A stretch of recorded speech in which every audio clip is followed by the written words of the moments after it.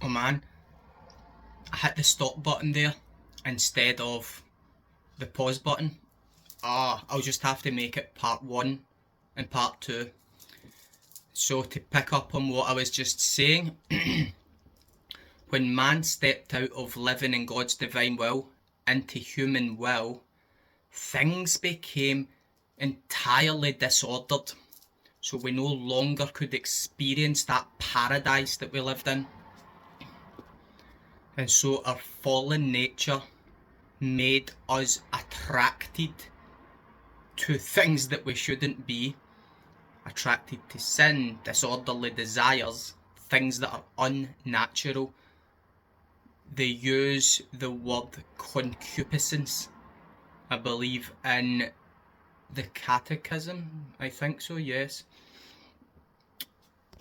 And so, yeah, we were no longer able to experience things the way that we did before the fall. And the gift of living in God's divine will, the new Eden, is the offer from Jesus for us to return to that perfect state in which we were created before original sin. Who wouldn't want that? I don't actually know. Possibly somebody, I don't know. But I think if you're watching this, you do want that. Much like me. And again, very quickly, I know that I've touched on some of this stuff before. But this is why the saints wanted to be alive in this period of time. And so to re-emphasise some of that passage, everything is solidity, perfect balance, immutability, which is not subject to change, nor can it mutate. See then, all creation tells and reveals God's divine being. Our solidity in our works, our balance is universal in all things, and no matter how many things may happen, whether pleasing or displeasing, our immutability is always at its place of honour. We have changed nothing of the way it was created. And if the creature sees and feels many various changes, she is the one who changes, who mutates at every circumstance. So